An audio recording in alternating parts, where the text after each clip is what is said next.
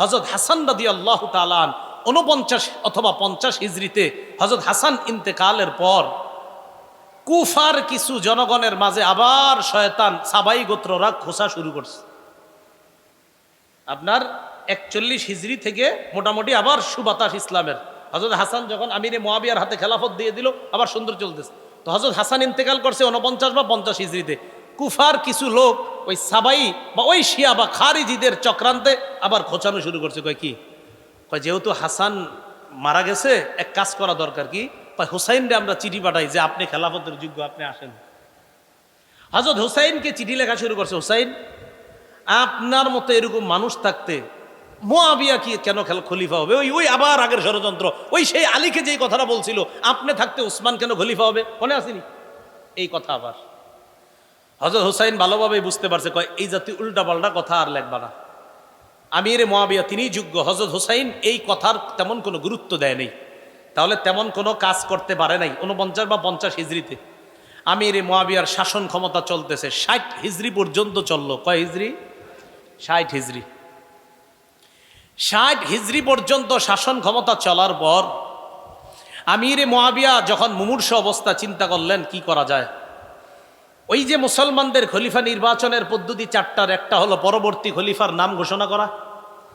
আমিরে মুয়াবিয়া ইজতিহাদ করে দেখলেন যে আমার পরে খলিফা কাকে বানানো যায়। তো তিনি দেখলেন যে আমার পরে খলিফা হিসেবে যোগ্য আমার ছেলে ইয়াজিদ। আমিরে মুয়াবিয়া দেখলেন। উলামায়ে কেরাম, ফুকাহায়ে কেরাম বলেন যে দেশ চালানোর যোগ্যতা আসলেই ইয়াজিদের ছিল। কি চালানো? কিন্তু তাকওয়া বা খোদাবিরুতা এই দিক দিয়ে হযরতে হুসাইন, আব্দুল্লাহ ইবনে ওমর, আব্দুল্লাহ ইবনে জুবায়ের, আব্দুল্লাহ ইবনে আব্বাস, আব্দুর রহমান ইবনে আবু বকর তখনও দুনিয়াতে জিন্দা। তাকওয়া খোদাবিরুতায় যে তারা শ্রেষ্ঠ, এতে কোনো সন্দেহ নাই। কিন্তু দেশ পরিচালনার যোগ্যতা যে ইয়াজিদের ছিল, এটা উলামায়ে কেরামও স্বীকার করে। তবে তাকওয়া খোদাবিরুতায় কারা এগিয়ে? হুসাইন, আব্দুল্লাহ ইবনে ওমর, আব্দুল্লাহ ইবনে জুবায়ের, আব্দুল্লাহ ইবনে আব্বাস, তারা এগিয়ে। আমিরে মুয়াবিয়া বড় বড় সাহাবী তাবিঈদের সাথে পরামর্শ করছে, আমি ইয়াজিদকে খেলাফতের দায়িত্ব দিতে চাই, আপনারা কি বলেন? তো তারা বলল, হ্যাঁ, দেশ পরিচালনায় ইয়াজিদকে দিতে পারেন। ততদিন পর্যন্ত ইয়াজিদের থেকে কোনরূপ খারাপ কিছু প্রকাশ পায় নাই।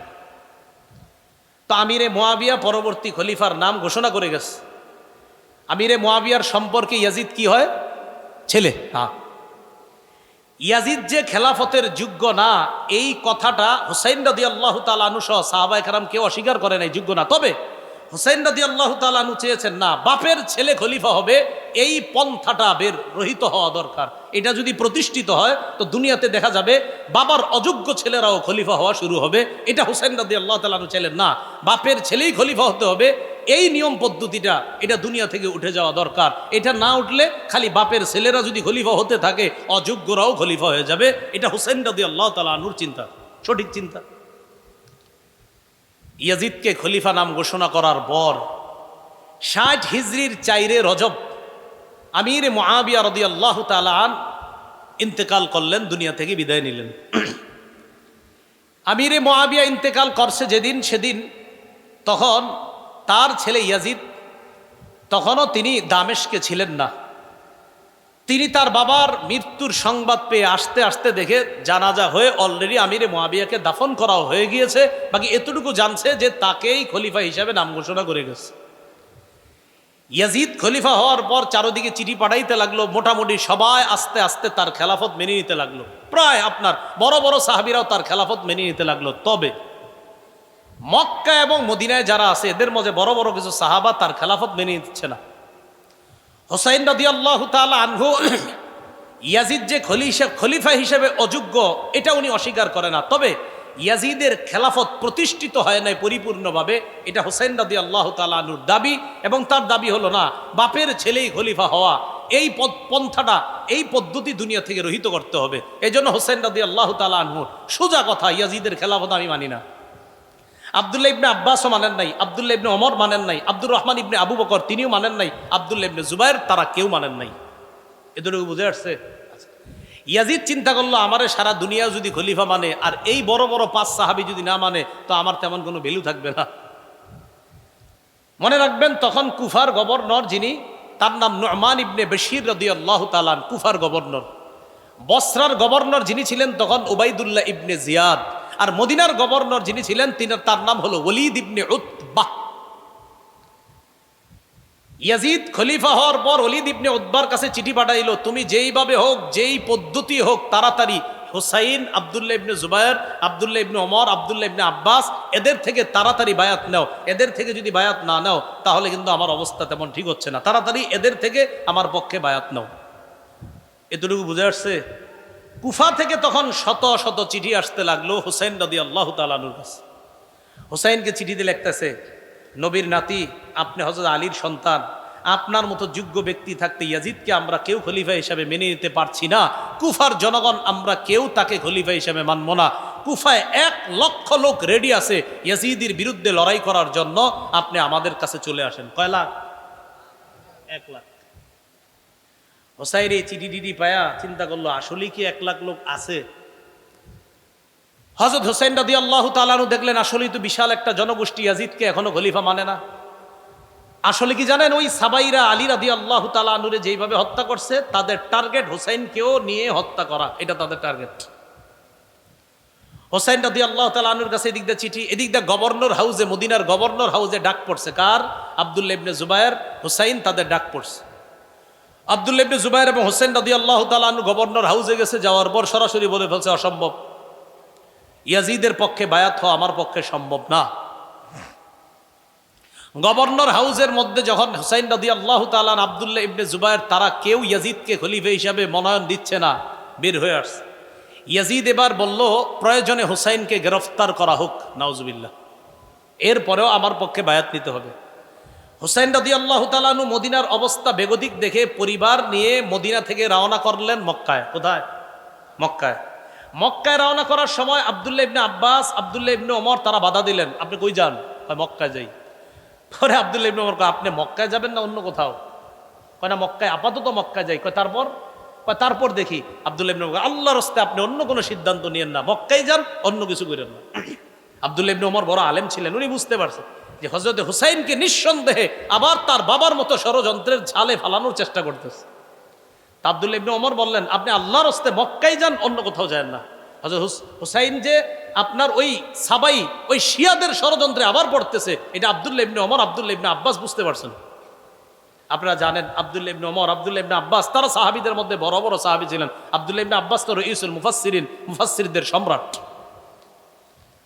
আব্দুল্লাহ ইবনে ওমর হুসাইনকে জড়াইয়া ধরে লম্বা সময় কাঁদছে, কেঁদে কেঁদে বললেন, কি বলছে দেখেন, ও শহীদ, আপনি মক্কায় যায়েন না। কি বলছে? হ্যাঁ, এটা বলছে। হযরত হুসাইনকে বলতেছে, ও শহীদ, আপনি মক্কায় যায়েন না। শহীদ বলছে, বলে নাই হুসাইন, বলছে ও শহীদ, মক্কায়। মানে হযরত আব্দুল্লাহ ইবনে ওমর বুঝতেই পারছে আপনি নির্ঘাত শাহাদাতের দিকে আগাচ্ছেন। হযরত হুসাইন রাদিয়াল্লাহু তাআলা আনহু বিদায় নিলেন আব্দুল্লাহ ইবনে ওমরের কাছ থেকে। আব্দুল্লাহ ইবনে আব্বাস বলছে, কোথায় যান? আপাতত মক্কায়। আপনার অন্য কোনো উদ্দেশ্য আছে? কয় সেখানে গিয়ে সিদ্ধান্ত নিব। আসলে হযরত হুসাইন মনে মনে মোটামুটি সিদ্ধান্ত যে কুফাবাসীর যেহেতু চিঠি আসতেছে, দেখি কুফায় যাওয়া যায় কি না। রওনা করলেন মক্কায় পরিবার নিয়ে। মক্কায় যাওয়ার পর আব্দুল্লাহ ইবনে ওমর রাদিয়াল্লাহু তাআলা আনহু, বড় বড় সাহাবী যারা, তারা বাধা দেওয়ার পরও তিনি মক্কায় গেলেন। ইতিমধ্যে আব্দুল্লাহ ইবনে আব্বাস, আব্দুল্লাহ ইবনে ওমর, আব্দুল্লাহ ইবনে জুবায়ের, তারা ইয়াজিদের খেলাফতকে মেনে নিয়েছে। কথা বুঝছেন নি? আব্দুল্লাহ ইবনে আব্বাসও মেনে নিয়েছে, আব্দুল্লাহ ইবনে ওমরও মেনে নিয়েছে। তারা মেনে নিয়েছে কেন? তারা বললেন, বিশাল বড় কোনো রক্তক্ষয়ী যুদ্ধের আশঙ্কা থেকে হেফাজতের জন্য আমরা ইয়াজিদের খেলাফত মেনে নিলাম। এরা খেলাফত মেনে নেওয়ার পর হুসাইন রাদিয়াল্লাহু তাআলা আনহু যখন মক্কায় গেলেন, মক্কায় আরো চিঠি আসতে থাকলো, প্রচুর চিঠি। চিঠিতে শুধু একই কথা, আপনি আসেন কুফায়। এক পর্যায়ে কুফার অবস্থা যাচাই করার জন্য হুসাইন তার চাচাতো ভাই মুসলিম ইবনে আকিলকে পাঠাইছে কুফায়। তুমি যাও, কুফার অবস্থা যাচাই করে আমারে জানাইবা। মুসলিম ইবনে আকিল কুফায় যাওয়ার আগেই, কুফার গভর্নরের নাম ছিল নোমান ইবনে বশির, মনে রাখবেন। ইয়াজিদ চিন্তা করলো, নোমান ইবনে বাশিরকে যদি কুফার গভর্নর রাখি তাহলে ওনার দ্বারা তেমন কাজ হবে না। তেমন কাজ মানে অর্থাৎ ওনার দ্বারা হযরতে হুসাইনের বিরুদ্ধে তেমন কাজ নেওয়া যাবে না, কারণ উনি নরম সাহাবী। ইয়াজিদ কি করলো, বসরার গভর্নর উবাইদুল্লাহ ইবনে জিয়াদকে কুফার গভর্নরও বানায়া দিল, মানে দুই এলাকার গভর্নর একজনকে বানায়া দিল। উবাইদুল্লাহ ইবনে জিয়াদ একটু শক্ত টাইপের মানুষ ছিল, স্বৈরচারী আচরণ তার মাঝে আগে থেকেই ছিল। উবাইদুল্লাহ ইবনে জিয়াদ কুফায় এসে বলল, উবাইদুল্লাহ ইবনে জিয়াদ, এদিক দিয়ে মুসলিম ইবনে আকিল কুফায় যাওয়ার পর দেখলো কুফার জনগণ আসলেই হযরত হুসাইনকে চায়। 12,000 মানুষ মুসলিম ইবনে আকিলের হাতে বায়াত হলো হযরত হুসাইনের পক্ষে। মুসলিম ইবনে আকিল যার বাসায় আশ্রয় নিয়েছে তার নাম হানি ইবনে উরওয়াহ। বলেন কি নাম? উরওয়াহ। এদিক দিয়ে ওবায়দুল্লাহ ইবনে জিয়াদের কাছে সংবাদ আসছে যে হুসাইনের পক্ষে এক ব্যক্তি বায়াত নিচ্ছে, সে নাকি হানি ইবনে উরওয়ার ঘরের মধ্যে আছে। এই হানি ইবনে উরওয়ার ঘরে গিয়ে হানি ইবনে উরওয়াকে অ্যারেস্ট করে বন্দি করে নিয়ে আসছে। হানি ইবনে উরওয়াকে বন্দি করার পর মুসলিম ইবনে আকিল 4000-এর একটা বাহিনী নিছে হানি ইবনে উরওয়াকে ছুটিয়ে আনার জন্য, মানে জেলখানা থেকে বন্দি করে আনবে। জেলখানা থেকে বন্দি করে যখন আনার জন্য গেছে, যে যাওয়ার পর 4000 ওই মানুষ যাদেরকে নিয়ে গেছে এদের মা বোন ভাইয়েরা আইসা এদেরকে বুঝাইতে লাগলো, এই তোরা থাকিস না, এখান থেকে চল, যে যার যার মতো চল। এই কথা বইলা যখন নিয়ে গেছে, হযরত মুসলিম ইবনে আকিল পিছনে তাকায় দেখে আর আছে 60 জন। কয়জন ছিল? কয় হাজার আছে? কয়জন? একটু পরে দেখে 50 জন, একটু পরে দেখে 30 জন আছে, একটু পরে দেখে 19 ছাড়া আর কেউ নেই।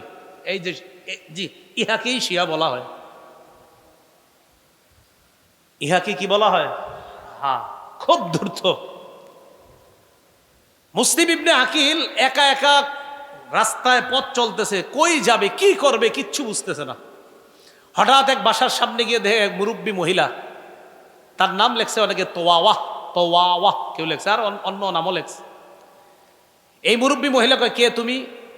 উনি বললেন, দেখেন আমি অপরিচিত একজন, এই শহরে আমি অপরিচিত, আমি জানি না কোথায় থাকবো, আমার প্রতি একটু দয়া করবেন। আমি হযরত হুসেন রাদিয়াল্লাহু তাআলা আনহুর একজন দূত হিসেবে আসছিলাম, আমার একটু আশ্রয় দেন।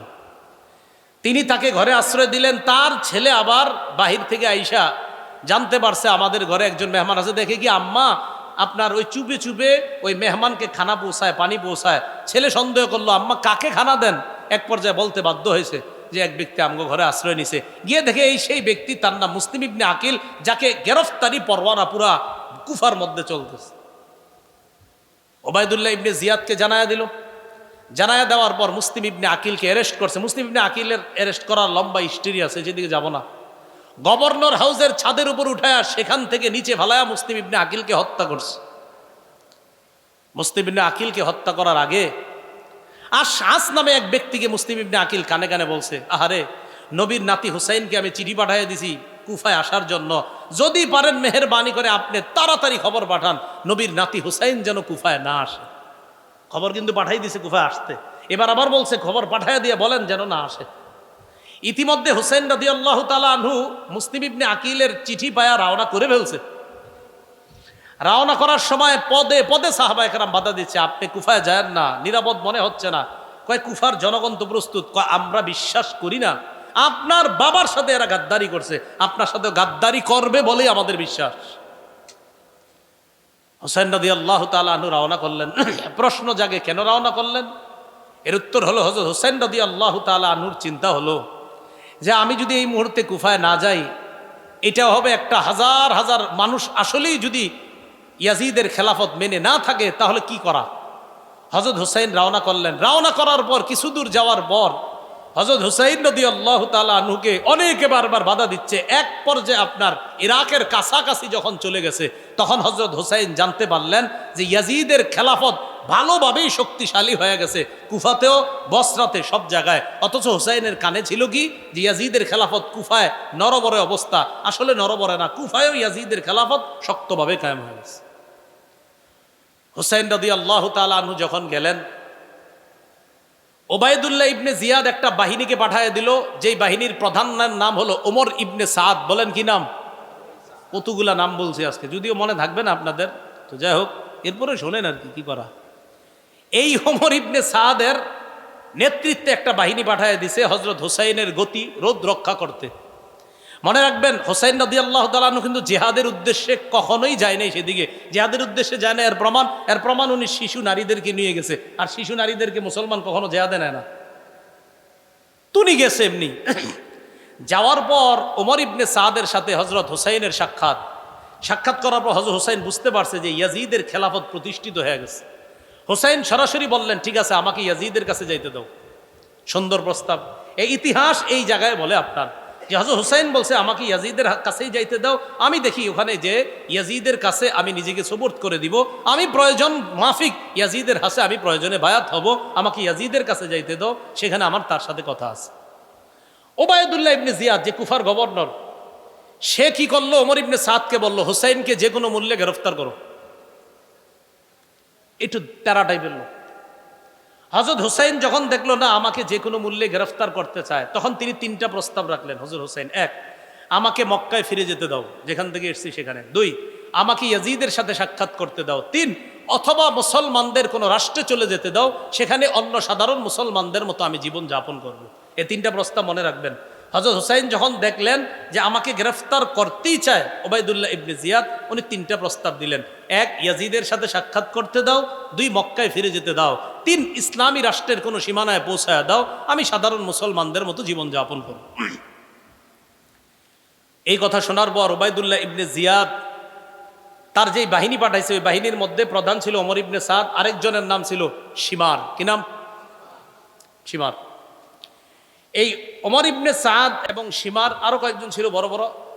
শিমার ওবায়দুল্লাহ ইবনে জিয়াদকে বুঝাইল, কয় দেখেন শিকার হাতে পেয়ে এইভাবে হাতছাড়া করাটা ঠিক হবে না। ওবায়দুল্লাহ ইবনে জিয়াদও একটু নরম হয়েছিল, হ্যাঁ ঠিক আছে, যেহেতু রক্ত যুদ্ধ হবে না, তো রক্ত যদি না হয়, রক্ত যদি জমিনে না পড়ে, এটা তো ভালো কথা।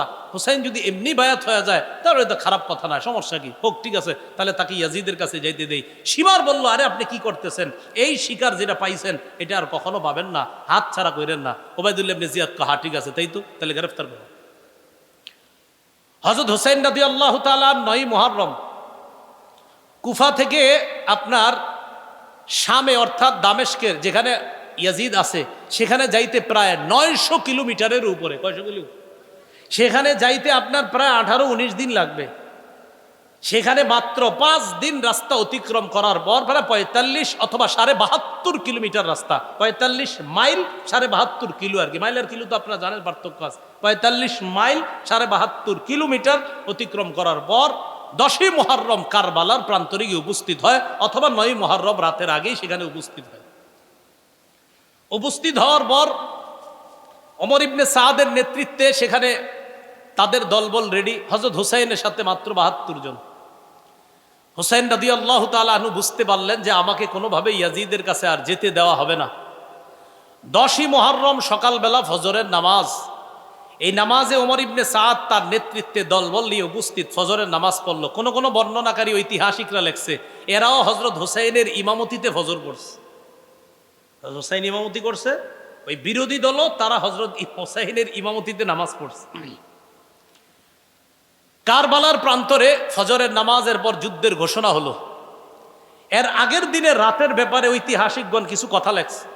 হযরত হুসাইন তাঁবুর মধ্যে ঘুমায় আস, কিছু স্বপ্ন দেখছে, তার বোন পাশে ছিল। স্বপ্ন দেখার পর হঠাৎ উঠে উঠছে, বোন জিজ্ঞাসা করছে, ভাইজান কি হয়েছে? হযরত হুসাইন বললেন, কিছু না। আবার বলছে, কি হয়েছে? তো বললেন, অচিরে আমি আমার নানার সাথে সাক্ষাৎ করব, অচিরে আমি আমার নানার সাথে সাক্ষাৎ করবো, ইত্যাদি আরো অনেক স্বপ্নের কথা লেখছে। বোন কান্না শুরু করছে। হুসাইন বললেন, সাবধান, আমি ইন্তেকালের পর তোমরা আমারে নিয়ে মাতম করবা না। কি করবা না? বলেন জোরে, কি করবা না?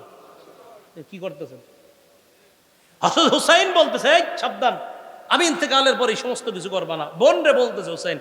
তো হুসাইনের অনুসরণ দাবি কইরা, হযরত হুসাইনের অনুসরণ যদি করেন যে আমরা তার আশেক দাবি করে উল্টা পাল্টা যদি তাকে কেন্দ্র করে আমরা করি, এটা হযরতে হুসাইনের প্রতি মোহাব্বত হবে না, এটা বরং ওই সাবাই গোত্র যেই মিশন বাস্তবায়ন করতে চেয়েছে ওই মিশন বাস্তবায়নের একটা প্রতিফলন এই যুগেও ঘটে।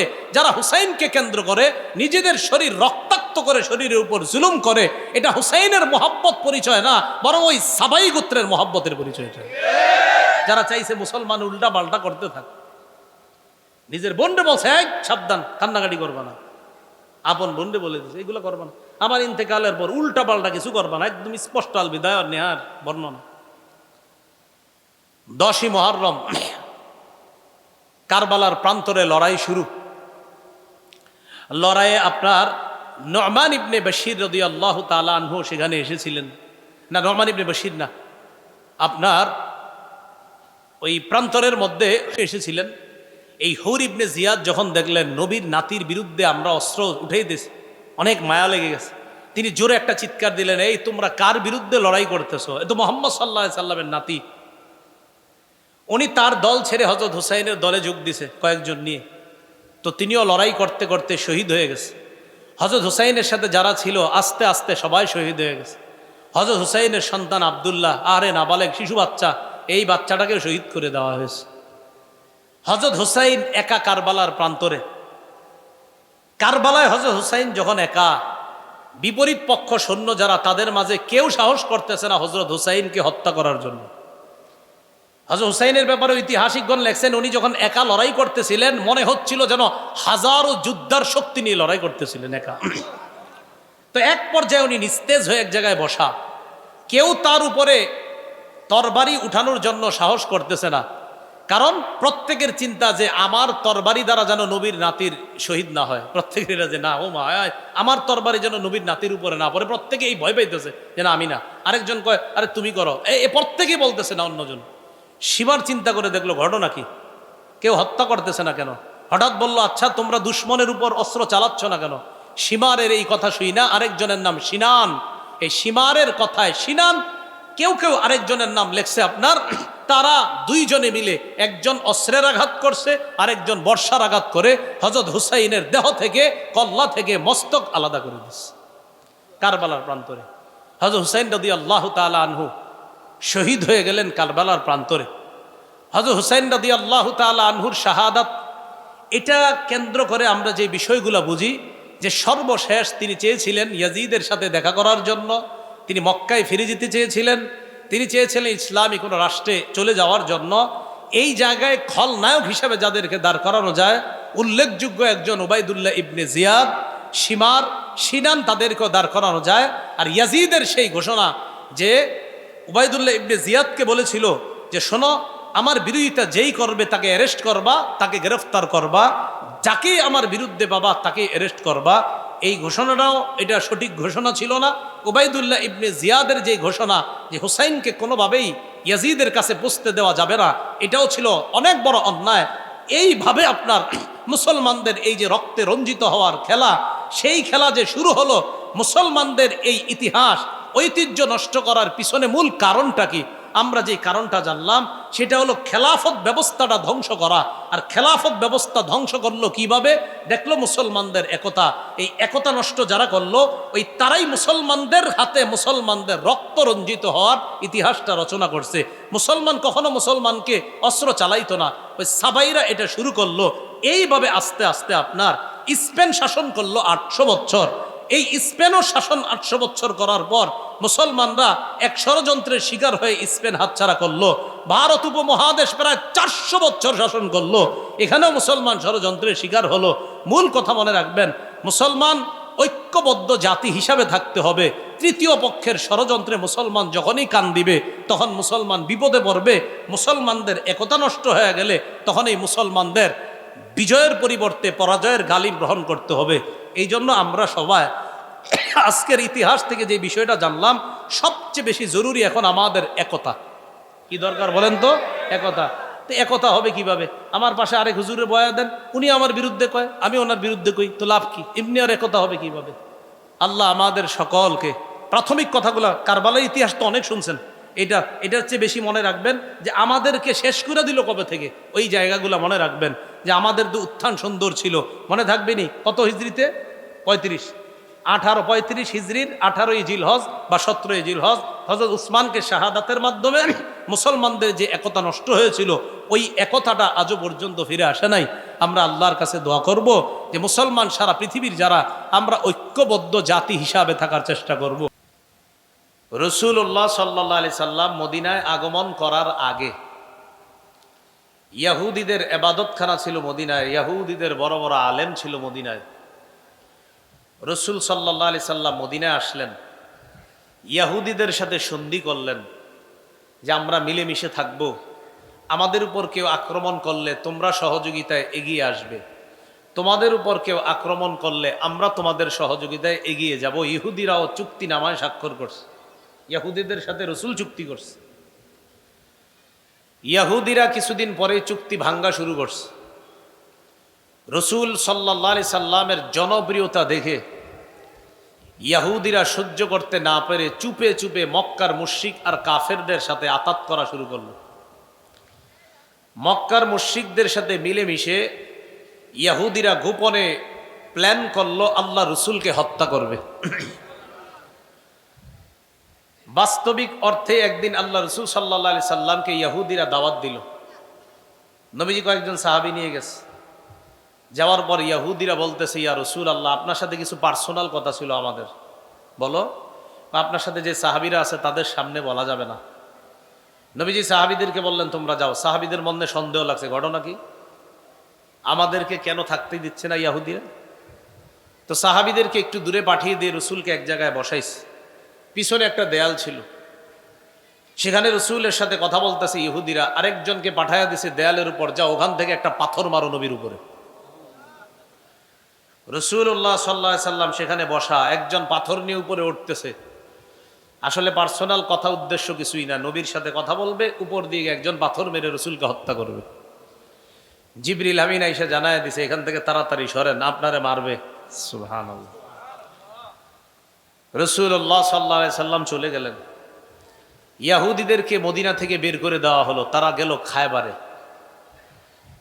এক পর্যায়ে খায়বার থেকেও তাদেরকে সমূলে উৎখাত করে দেওয়া হলো।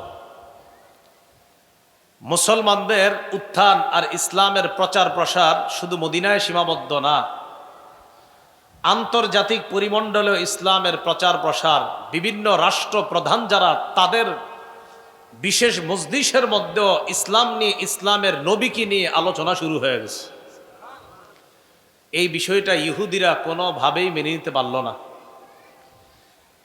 ইহুদিরা মুসলমানদের এই বিজয় রথ দেখে তারা দেখলো রসুলের জামানায় ইসলামের প্রচার প্রসার ব্যাপকভাবে হচ্ছে। রসুলের পরে আবু বকর, ওমর রাদিয়াল্লাহু তাআলা আনহুমার যুগে ইসলাম মুসলমানদের শুধুমাত্র এলাকায় না, সারা পৃথিবীর ঘরে ঘরে, সমাজে সমাজে, রাষ্ট্রে রাষ্ট্রে, অলিতে গলিতে শুধু ইসলামের কথাবার্তা আর প্রচার জয়গান চলতেছে। এই যুগকে বলা হয় স্বর্ণযুগ। কি বলা হয়? স্বর্ণযুগ।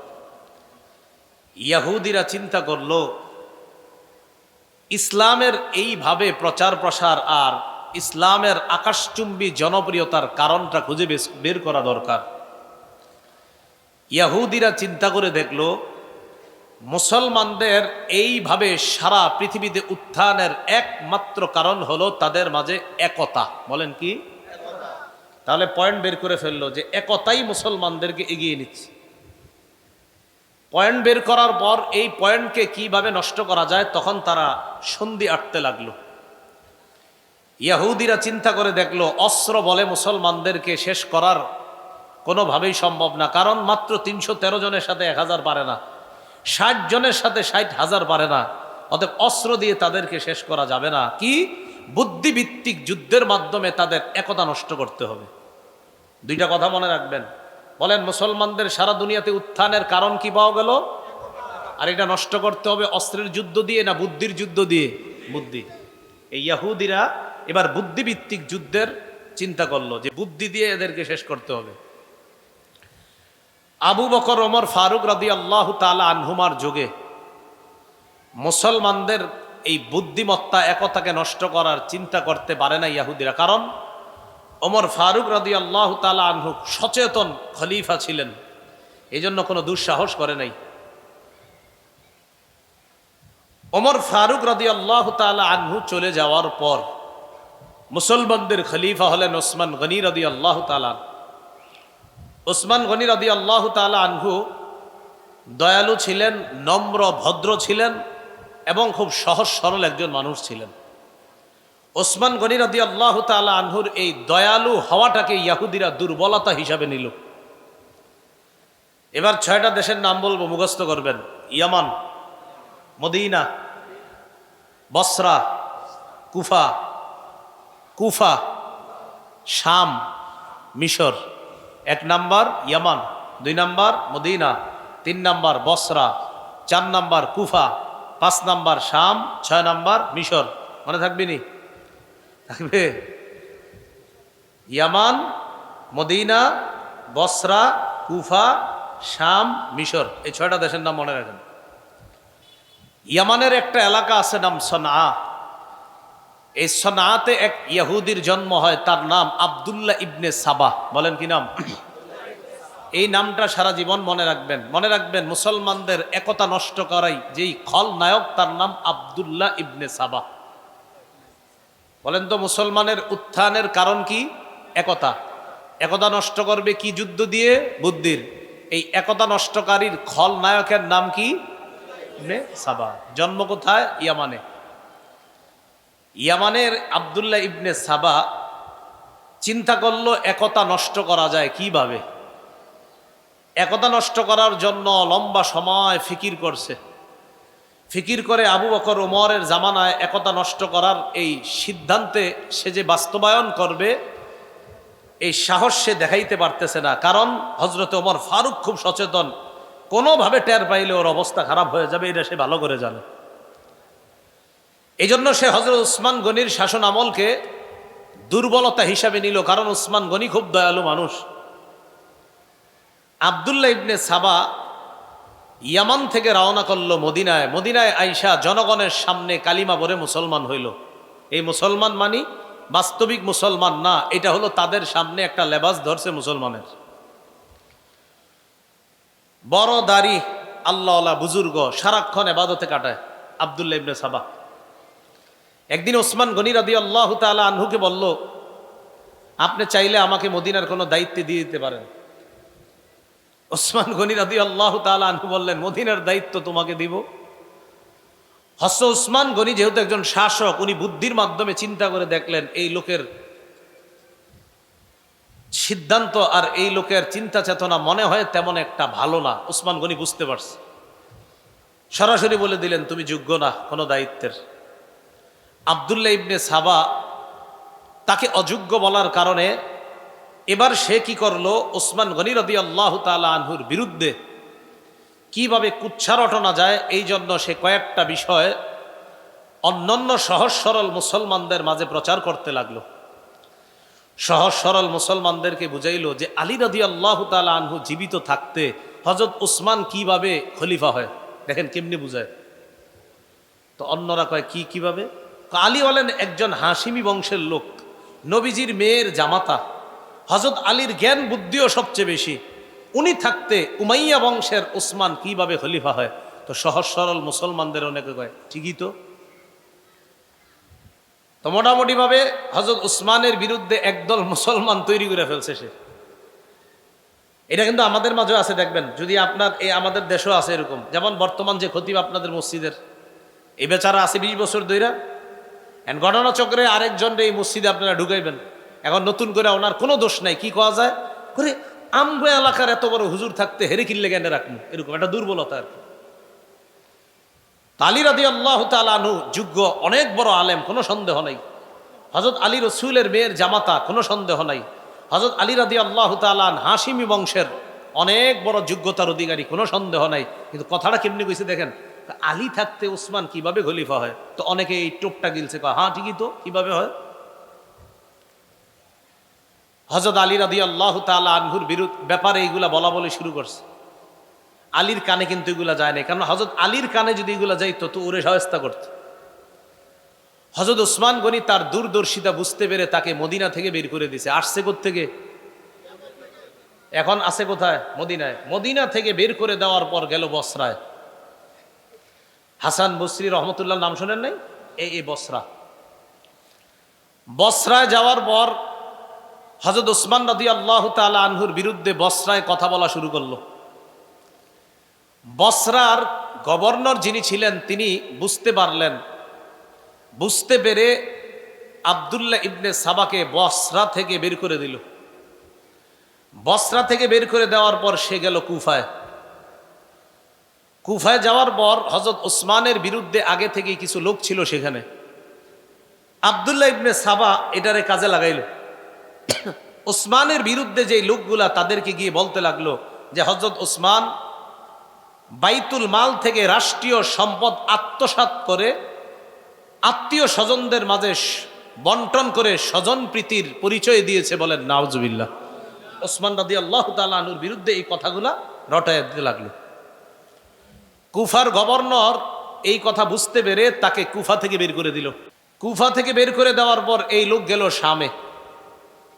শামের গভর্নর যিনি ছিলেন তখন আমিরে মুআবিয়া রাদিয়াল্লাহু তাআলা। মনে রাখবেন, সারা পৃথিবীতে যারা তীক্ষ্ণ বুদ্ধির অধিকারী শাসক ছিলেন তাদের মাঝে একজন ছিলেন মুআবিয়া রাদিয়াল্লাহু তাআলা।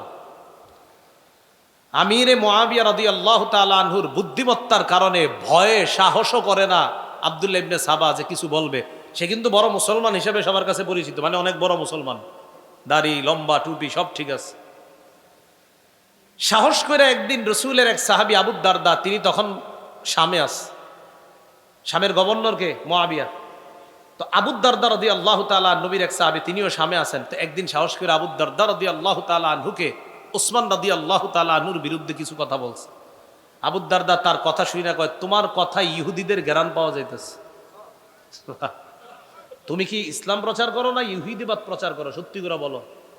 সে ভয় পেয়ে গেছে, আর কোনো কথা বলে না। লম্বা সময় শামে থাইকে আবার আরেকদিন রসুলের আরেক সাহাবী উবাদা ইবনে সামেত রাদিয়াল্লাহু তাআলা আনহুকে হযরত উসমানের বিরুদ্ধে কথা বলার পর উবাদা ইবনে সামেত কিছু না বইলা হাত দইরা সোজা আমিরে মুআবিয়ার কাছে নিয়ে গেছে। চলো, তোমারে ভালো মনে হইতেছে না, তুমি ইসলাম প্রচার করো না অন্য কিছু। আমিরে মুআবিয়া তার কথা শুইনা সাথে সাথে বুঝতে পারছে এর উদ্দেশ্য ভালো না, কিন্তু আবার তারে কিছু বলাও সম্ভব না, কারণ তার অলরেডি জনগণ তৈরি হয়ে গেছে অনেক। আবার সে একজন বড় মুসলমান হিসাবে সবার কাছে পরিচিত। এই জন্য মনে রাখবেন, আমাদের দেশে অনেক বেদাতি সহ্য করে ওলামায়ে কেরাম সরাসরি কিছু বলে না কেন? কারণ বললে আপনারাই বলবেন, দেখো এক হুজুর আরেক হুজুরে দেখতে পারে না। আমিরে মুআবিয়া রাদিয়াল্লাহু তাআলা তাকে বের করে দিলেন শাম থেকে, গেল মিশর, মনে আসেনি 6 দেশ। ইয়ামান থেকে আসলো মদিনায়, মদিনা থেকে বসরা, বসরা থেকে কুফা, কুফা থেকে শাম, শাম থেকে মিশর। মিশরে যাওয়ার পর মিশরে গিয়ে দেখলো ওসমান রাদিয়াল্লাহু তাআলা আনহুর বিরুদ্ধে মিশরের অনেকগুলা লোক আগে থেকে আছে। মুহররম মাস আসলে যেই সমস্ত উল্টাপাল্টা কাজগুলা হয়, মনে রাখবেন এই উল্টাপাল্টা কাজগুলার সূচনা বেশি হয়েছে মিশর থেকে। মিশরে যাওয়ার পর সে তার মতবাদ ভালোভাবেই প্রচার করতে লাগলো। তার মিশন বাস্তবায়ন করার জন্য সে মিশরকে বেছে নিল। মিশনের জন্য মিশর, মিশর বাস্তবায়নের জন্য মিশর। লম্বা একটা সময় অতিক্রম করলো সেখানে এবং বড় একটা দল তৈরি করে ফেলছে। ততক্ষণ পর্যন্ত মিশরের গভর্নর তার দুর্বিসন্ধি বুঝতে পারে নাই। এক পর্যায়ে যখন বুঝতে পারলো, ততক্ষণে সে তার বিশাল এক জামাত তৈরি করে ফেলছে। মিশরের গভর্নর তাকে মিশর থেকে বের করে দিল। কিন্তু এবার আর সে একা না, লম্বা সময় থাকার কারণে বিশাল বড় এক বাহিনী নিয়ে সে রওনা করলো। আগে থেকে তার কিছু বাহিনী ছিল বসরায় আর কুফায়, 3 জায়গায় মোটামুটি সফল, বসরা, কুফা আর মিশর। এই 3 জায়গা থেকে তার মোটামুটি একটা দল নিয়ে রওনা করলো আবার মদিনায়।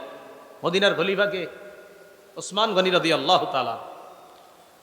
মদিনায় না ঢুইকা মদিনার আশেপাশেই প্রচার চালাইতে লাগলো। হযরত ওসমানের বিরুদ্ধে কয়েকটা কথা বলতে লাগলো। মনে রাখবেন, 1, ওসমান স্বজন প্রীতি করে, আওয়াজ দিয়ে বলেন নাউজুবিল্লাহ।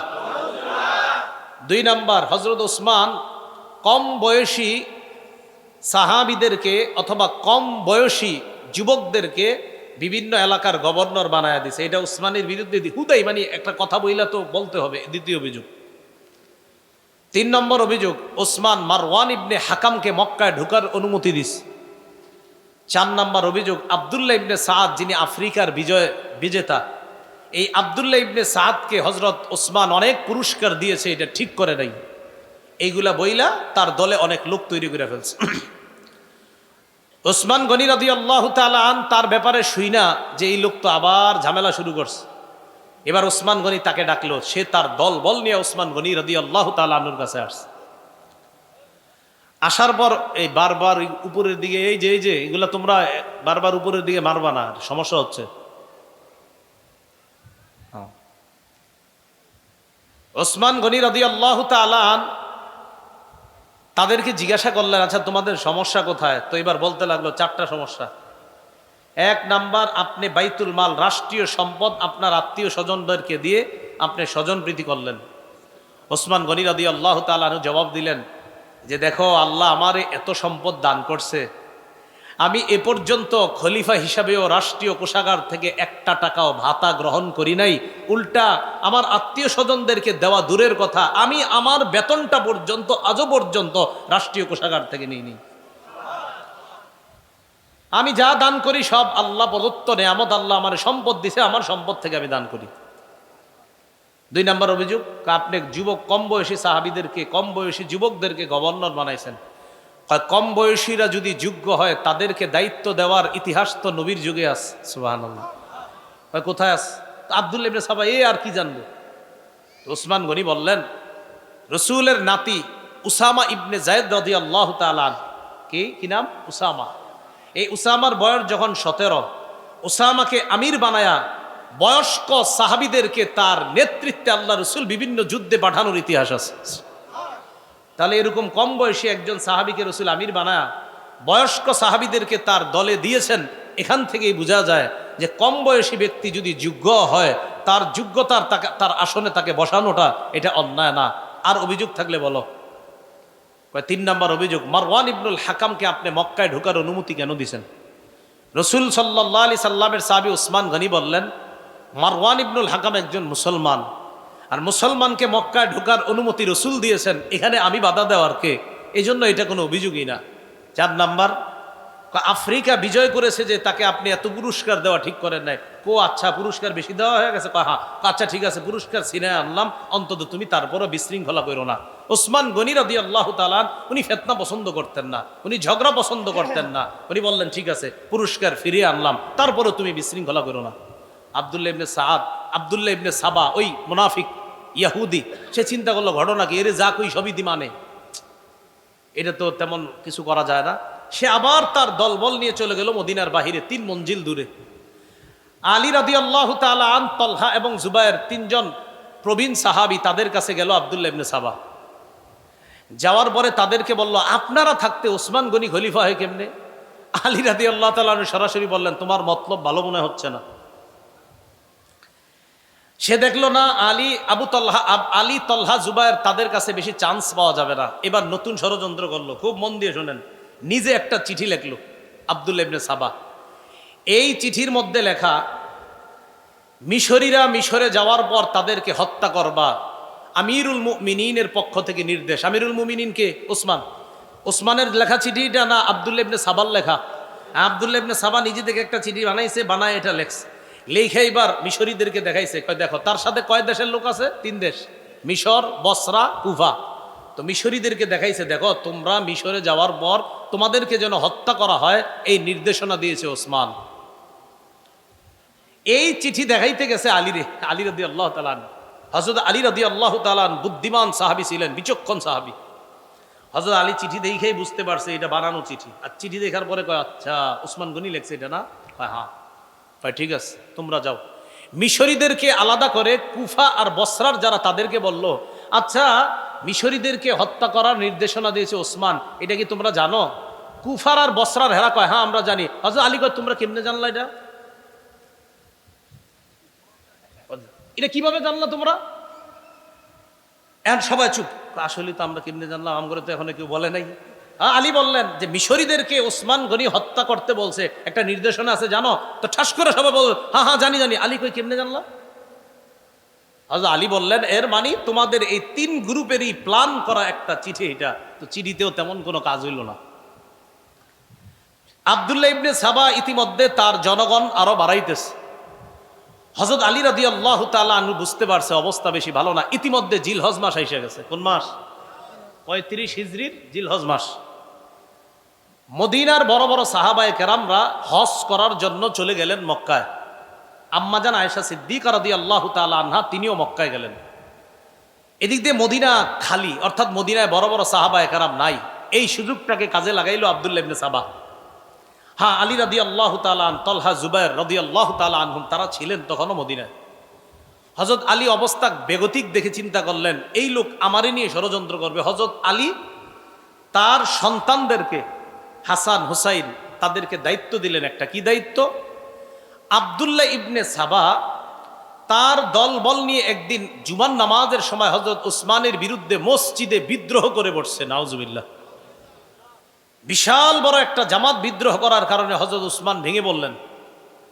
ওসমান গনি তার হাউজে ঢুকলেন, তার ঘরে ঢুকার পর এই বিদ্রোহী বাহিনী চারদিক থেকে ঘেরাও করে ফেলছে হযরত উসমান গনির বাসা। 22 দিন পর্যন্ত ঘেরাও করে রাখছে, কেউ লিখেছেন 40 দিন। খানা দেয় না, পানি দেয় না। যেই উসমান গনির টাকা দিয়ে ক্রয় করা কূপ থেকে পানি মুসলমানরা খায় প্রতিনিয়ত, সেই কূপ থেকেও এক ফোঁটা পানির ব্যবস্থা ওসমানের জন্য হয় না।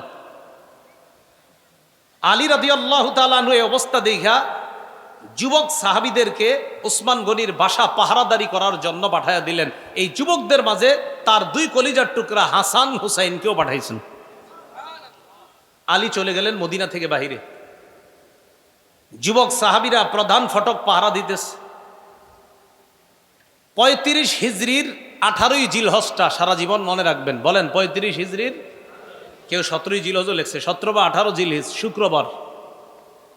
এই 35 হিজরির 17ই বা 18ই জিলহজ ওসমান গনি যে বাসায় থাকতেন, ওই বাসার পিছনের সাইড দিয়ে দেয়ালের উপরের ভাগ ভাইয়া বিদ্রোহীরা ঘরে প্রবেশ করছে। সামনে দিয়ে কেন আসতে পারতেছে না? সামনে যুবক সাহাবীরা পাহারা দিচ্ছে। ঘরে প্রবেশ করার পর হযরত উসমান গনি তখন সূরা বাকারা তেলাওয়াত করতেছে। সূরা বাকারার 137 নম্বর আয়াত পড়তেছিলেন। ওই মুহূর্তে একজন পাপিষ্ঠ পিছন দিক থেকে হযরত উসমানের কল্লা বরাবর আঘাত করছে। হযরত উসমানের দেহ থেকে কল্লাটা আলাদা হয়ে রক্ত পড়ে সূরা বাকারার 137 নম্বর আয়াতের উপর রক্তের ছিটা পড়ছে। ওই আয়াতটা হলো ফাসায়াকফিকাহুমুল্লাহ, তাদের বিরুদ্ধে আল্লাহ যথেষ্ট। এই আয়াতের অর্থ ওসমান গনি কোরআন তেলাওয়াতরত অবস্থায় শহীদ হয়ে গেলেন। তার বিবি নায়লা আক্রমণ ঠেকাইতে গিয়েছিলেন, হাতের আঙ্গুলগুলো এবং কবজি সহ হাত থেকে আলাদা হয়ে গেছে। হযরত উসমান গনিকে শহীদ করে দেওয়ার পর এই জায়গাটা মনে রাখবেন, 35 হিজরির 18ই জিলহজ মুসলমানদের একতা নষ্ট হয়ে গেল। আজও পর্যন্ত সেই একতা ফিরে আসে নাই। মনে আসেনি মুসলমানদের উত্থানের কারণ কি? একতা। একতা নষ্ট করবে কি দিয়ে? বুদ্ধি দিয়ে। এই নষ্ট করে ফেললো। হযরত উসমান গনি শহীদ হয়ে যাওয়ার পর মুহূর্তের মধ্যে ছড়ায় গেল উসমান গনি শহীদ হয়ে গেছে। আলোচনা শুরু হয়ে গেল পরবর্তী খলিফা কে হবেন। বিদ্রোহীরা চিন্তা করলো, আব্দুল্লাহ ইবনে সাবা সহ বিদ্রোহীরা চিন্তা করলো যে পরবর্তী খলিফা যদি নগদ কেউ হয়ে যায়, আর এই খলিফা প্রথমেই কি করবে? ওসমান হত্যার বিচার করবে। বিচার করলেই তো আমরা মারা পড়ব। এখন আমরা বাধ্য করে হযরত আলীকে খলিফা বানায়া দিলে ভালো হয়। কেন? হযরত আলী হলেন ঠান্ডা মাথার মানুষ, তিনি প্রথমেই বিচার করবেন না, তিনি প্রথমেই খেলাফত সামাল দিবেন, এরপর পরিস্থিতি নিয়ন্ত্রণে এনে হয়তো তিনি বিচার করবেন। আর আলী যদি এই কাজ করতে যায়, অন্যান্য মুসলমান যারা জোশে আছে এখন হযরত উসমান হত্যার, যারা সহ্য করতে পারে নাই, তারা নগদ বলবে না, আগে উসমান হত্যার বিচার হবে, তারপর খেলাফত হবে। কিন্তু হযরত আলী তো ঠান্ডা মানুষ, তার চিন্তা হলো না, আগে খেলাফতটা সামলাইতে হবে, এরপর আস্তে ধীরে বিচার হবে। তো মুনাফিক ইহুদিরা চিন্তা করলো, এই 2 পরিস্থিতির মাঝখানে মুসলমানদেরকে যদি দাঁড় করায় দেই, এটা নতুন আরেকটা ঝগড়া লাগান যাবে। বিদ্রোহীরা আলীর কাছে গেছে, আপনি খলিফা হইতে হবে। হযরত আলী বললেন না। হযরত আলী সরাসরি বলছে, দাউনি ওয়ালতামিসু গায়রি, আমারে ছাড়ো অন্য কাউরে খলিফা বানাও। তারা আলীকেই খলিফা বানাবে স্থির করলো। সাহাবায়ে কেরামের কাছে সংবাদ চলে গেল হযরত উসমান শহীদ। আম্মা জান আয়েশা সিদ্দিকা মক্কা থেকে হজ করে মদিনায় রওনা করছে। প্রতিমধ্যে সংবাদ পেলেন হযরত উসমান শহীদ হয়ে গেছে। আম্মা জান আয়েশা সিদ্দিকা মদিনায় আসার পরিবর্তে আবার মক্কায় চলে গেলেন। কেন? মক্কায় গিয়ে আম্মা জান আয়েশা সিদ্দিকার একটাই কথা, যে ওসমান হত্যার বিচার হবে আগে, এরপর খেলাফত থেকে অধিষ্ঠিত হবে, এটা পরে। ওসমান হত্যার বিচার হওয়ার আগে আমরা কেউ বায়াত হব না। আম্মা জান আয়েশা সিদ্দিকা এই ঘোষণা দিয়ে দিলেন। এই যে বিদ্রোহীরা আলীকে খলিফা বানায় দিছে জোর করে। হযরত আলী দেখলেন, আমি যদি খেলাফত না নেই, এই মুহূর্তে এই বিদ্রোহীদের কেউ খেলাফত নিয়ে নিতে পারে। দেখছেন নি কিভাবে ব্যস্ত লাগাইছে। হযরত আলীও চিন্তা করতেছে খেলাফত না নিয়ে উপায় নাই। আবার আরেক দল সাহাবা বলতেছে, না, আগে বিচার হবে, তারপর বায়াত হব। এইখানে আর একটা ব্যস্ত লাগাই দিছে বিদ্রোহীরা। আম্মা জান আয়েশা সিদ্দিকা রাদিয়াল্লাহু তাআলা আনহার সাথে তলহা এবং জুবাইর রাদিয়াল্লাহু তাআলা মদিনা থেকে মক্কায় গিয়ে দেখা করছে। আম্মা জান, ওসমান তো শহীদ হয়ে গেছে, কি করা? আম্মা জান আয়েশা সিদ্দিকা বললেন, শাহাদাতের প্ল্যান কোত্থেকে হয়েছে? কয় বসরা আর কুফা থেকে। কয় চলো বসরা আর কুফায় যাব, সেখান থেকে আমরা ওসমান হত্যার বদলার প্ল্যান করব। কি বলতেছে? আম্মা জান আয়েশা সিদ্দিকা রাদিয়াল্লাহু তাআলা আনহা। তিনি চলে গেলেন, রওনা করলেন বসরা। এদিক দিয়ে আলী রাদিয়াল্লাহু তাআলা আনহু যখন জানলেন যে আমার শাশুড়ি আম্মা জান আয়েশা সিদ্দিকা রাদিয়াল্লাহু তাআলা না কি হয় শাশুড়ি, যে আম্মা জান তো রওনা করছে বসরায়, আর বসরায় এই জন্যই যাচ্ছে যে ওসমান হত্যার বদলা। হযরত আলী রাদিয়াল্লাহু তাআলা চিন্তা করলেন তাহলে আমিও বসরায় যাই, বসরায় গিয়ে আম্মা জানের সাথে কথা বলা দরকার। এদিক দিয়ে হযরত আলী রাদিয়াল্লাহু তাআলা আনহু রওনা করলেন, ওই দিক দিয়ে আম্মা জানও বসরায় রওনা করছে। বিদ্রোহীরা চিন্তা করলো সর্বনাশ, বসরায় গিয়ে যদি দুই দলের মাঝে মিটমাট হয়ে যায় বিপদে পড়বো আমরা। কথাগুলা কি বুঝতেছেন সবাই? একদম মাথায় এদিক সেদিক নিয়েন না, খুব গুরুত্বপূর্ণ তথ্য আসবে সামনে। হযরত আলী রাদিয়াল্লাহু তাআলা আনহু বসরায় গেলেন, আম্মা জান আয়েশা সিদ্দিকা রাদিয়াল্লাহু তাআলা আনহাও গেলেন। ওই দিক দিয়ে আমিরে মুআবিয়া শাম দেশ থেকে আম্মা জানের সাথে দেখা করতে আসছে। আমিরে মুআবিয়া রাদিয়াল্লাহু তাআলা আনহুরও এক দাবি, আগে ওসমান হত্যার বিচার হবে, তারপর আমরা বায়াত হব। তাহলে দাবিতে আম্মা জান আয়েশা আমিরে মুআবিয়া তারা এক হয়ে গেলেন। আলী রাদিয়াল্লাহু তাআলা আনহু গেলেন, যাওয়ার পর আম্মা জান আয়েশা রাদিয়াল্লাহু তাআলা আনহা এবং আমিরে মুআবিয়ার সাথে কথা বললেন যে দেখো, যদি কোনোভাবে যুদ্ধ লেগে যায় ক্ষতি হবে আমাদের, তাই কোনো যুদ্ধ চাই না, আমাদের মাঝে মীমাংসা হয়ে যাক। আম্মা জান আয়েশা সিদ্দিকা রাদিয়াল্লাহু তাআলা আনহা প্রস্তাব দিয়ে দিলেন, আমিরে মুআবিয়া তারা উভয় প্রস্তাব দিলেন। একটাই প্রস্তাব, আপনি মদিনায় ফিরে গিয়ে প্রথমে বিদ্রোহীদের বিচার করবেন, তারপর আমরাই আপনার হাতে হাত রেখে বা আমরাই আপনার কাছে বায়াত হব। তাহলে সহজ হয়ে গেল বিষয়টা। তাহলে কি জানাইলো এই জায়গায়? আলী রাদিয়াল্লাহু তাআলা মদিনায় আসবেন, আসার পর ওসমান রাদিয়াল্লাহু তাআলা আনহুর হত্যাকারীদের বিচার করবেন, তারপর মুসলমানরা ব্যাপকভাবে হযরতে আলীর কাছে বায়াত হবে, তাকে খলিফা হিসাবে মেনে নেবে। এতটুকু বুঝছেন নি সবাই? রাতের বেলা সবাই খুশিতে ঘুমাইতেছে। খুশিতে বলতে আলী রাদিয়াল্লাহু তাআলা আনহুর সাথে যে মুসলমানরা তারাও খুশি যে হারে কোনো রক্তপাত হবে না, এটা ভালো লাগতেছে। আম্মা জানের সাথে যারা তারাও খুশি, আমিরে মুআবিয়ার সাথে তারাও খুশি যে কোনো রক্তপাত ছাড়াই মীমাংসা হয়ে গেল। আব্দুল্লাহ ইবনে সাবা তার অনুসারীদেরকে নিয়ে টেনশনে পড়ে গেল, বেটা বিপদে তো আমরাই পড়ব, কি করা? রাতের বেলা একটা ঘটনা ঘটাইতে হবে। রাতে সবাই ঘুম। আব্দুল্লাহ ইবনে সাবা তার অনুসারীদেরকে নিয়ে আম্মা জান আয়েশা সিদ্দিকা যেই তাবুতে আম্মা জান আয়েশা সিদ্দিকা যেখানে বিশ্রাম নিচ্ছে, আর আমিরে মুআবিয়া তাদের উপরে হামলা চালাইল। তাদের উপরে আম্মা জান আয়েশা আমিরে মুআবিয়া যেখানে, তাদের উপর হামলা চালাইলো। বলেন তো তাদের উপরে হামলা চালানোর পর অভিযোগের তীরটা কার উপর যাবে? আলী রাদিয়াল্লাহু তাআলা আনহুর দিকে। কোন অবস্থা না দেখে মুসলমানরা সবাই বুঝে ফেললো যে আলী রাদিয়াল্লাহু তাআলা আনহু মনে হয় আমাদের উপর আক্রমণ চালাইছে। আসলে ঘটনাটা হযরত আলী ঘটায় নাই, ঘটাইছে ওই আব্দুল্লাহ ইবনে সাবা। এজন্য সবসময় সতর্ক থাকবেন। আমি আপনার মাঝে শত্রুতা নাই, আমার আপনার মাঝে তৃতীয় পক্ষ শত্রুতা করে, এই শত্রু এখনো আছে, ইসলাম তারা মিটিয়ে দিতে চায়, এদেরকে চিহ্নিত করতে হবে সারা জীবন। সব সময় তৃতীয় পক্ষে আমাদের মাঝে ঝগড়া লাগায়। আব্দুল্লাহ ইবনে সাবা তার অনুসারী নিয়ে আক্রমণ চালাইল। এদেরকে বলা হয় সাবাই। বলেন কি বলা হয়? সাবাই। আক্রমণ চালানোর পর বাস কে কার উপর আক্রমণ চালাইছে এটা না বুঝা কঠিন যুদ্ধ শুরু হয়ে গেল। মুসলমানরা মুসলমানের তরবারির নিচে শহীদ হওয়া শুরু হইল। মুসলমানরা মুসলমানের তরবারি। আলী রাদিয়াল্লাহু তাআলা আনহু তো জানেন যে এই যুদ্ধ তো, এই আক্রমণ তো আমাদের পক্ষ থেকে হয় নাই, কিন্তু এখন যতই বলবে বোঝানো যাবে না। আম্মাজান যেই ওটের উপরে ছিল, এই ওট বরাবর একটা তীর মারছে, আম্মাজানের ওট পড়ে গেছে, তো আম্মাজান বসে গেছে, যুদ্ধ থেমে গেছে। আম্মাজান যতক্ষণ ছিল ওটের উপরে ততক্ষণ যুদ্ধ চলছে। আম্মাজান এখনো আছে। তো তৎকালীন নিয়ম ছিল যে যিনি প্রধান থাকে তিনি যখন আপনার বসে যায় তখন এমনি যুদ্ধ থেমে যায়। তো আম্মা জান আয়েশা সিদ্দিকা ওটের উপর ছিল, এটাকে বলা হয় জামাল। এই জন্য এই যুদ্ধটার নাম জঙ্গে জামাল বা ওটের যুদ্ধ বা উষ্টির যুদ্ধ। আম্মাজান যখন নামলেন, আমিরে মুআবিয়া আম্মাজান আর আলী তাদের মাঝে কথা, আম্মাজান আমরা তো কেউ আক্রমণ করি নাই, তাদের মাঝে ভুল বুঝাবুঝিতে হয়ে গেছে, তখন বুঝে আসছে। তো বুঝে এসে লাভটা হলো কি, এর আগে মুসলমানদের প্রচুর পরিমাণ শহীদ হয়ে গেছে। এমনকি তলহা আর জুবাইর রাদিয়াল্লাহু তাআলা আনহুম, বড় বড় দুই সাহাবী, তারাও শহীদ হয়ে গেছে এই রাতে। হযরত তলহা রাদিয়াল্লাহু তাআলা আনহু লাশ দেখা আলী রাদিয়াল্লাহু তাআলা আনহু বলতেছিলেন, আহারে আল্লাহ রাসূল রে, কত যুদ্ধে এই তলহা প্রাচীর হয়ে কাফেরদের থেকে রক্ষা করেছে, আজকে সেই তলহা আমাদের ভুল বুঝাবুঝির কারণে শহীদ হয়ে গেল। আম্মাজান চলে গেলেন মক্কায়। এদিক দিয়ে আলী রাদিয়াল্লাহু তাআলা আনহু কিছুদিন কুফায় অবস্থান করতেছে। এই বসরা কুফা এর মাঝামাঝি আলী রাদিয়াল্লাহু তাআলা আনহু অবস্থান করা অবস্থায় হযরত আমিরে মুআবিয়ার বিরুদ্ধে আলী রাদিয়াল্লাহু তাআলা আনহুর একদল বুঝাইতে লাগলো যে আমিরে মুআবিয়া কিন্তু আপনার বিরুদ্ধে ষড়যন্ত্র করতেছে, মিথ্যা কথা। এটা কারা? ওই সাবাই গোষ্ঠী। আলী রাদিয়াল্লাহু তাআলা আনহু কি করলেন? আমিরে মুআবিয়াকে শামের গভর্নর পদ থেকে হটাইয়া দিলেন। এটা আবার আমিরে মুআবিয়া রাদিয়াল্লাহু তাআলা আনহু মনে করলেন যে আলী রাদিয়াল্লাহু তাআলা আনহু এটা কেন করলেন? আসলে ঘটনাগুলো ঘটাইতেছে তৃতীয় পক্ষ বারবার। মুআবিয়া রাদিয়াল্লাহু তাআলা আনহু আলী রাদিয়াল্লাহু তাআলা আনহুর বিরুদ্ধে যুদ্ধ করার জন্য তৈরি। আলী রাদিয়াল্লাহু তাআলা আনহু প্রতিহত করার জন্য রওনা করছে। ইরাক এবং বসরার মাঝখানে একটা জায়গার নাম সিফফিন।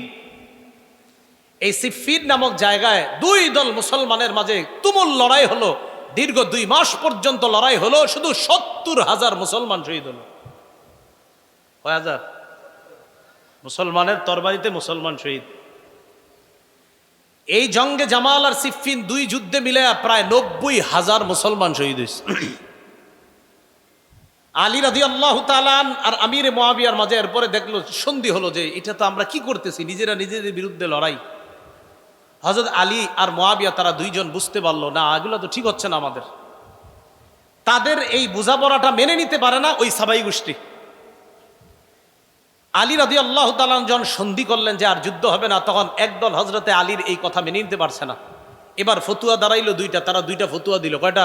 ওই সাবাই গোষ্ঠী 2 ফতুয়া দিল। এক, আমিরে মুআবিয়া হযরত আলীর ইমামত না মানার কারণে তিনি কাফের, নাউজুবিল্লাহ বলেন।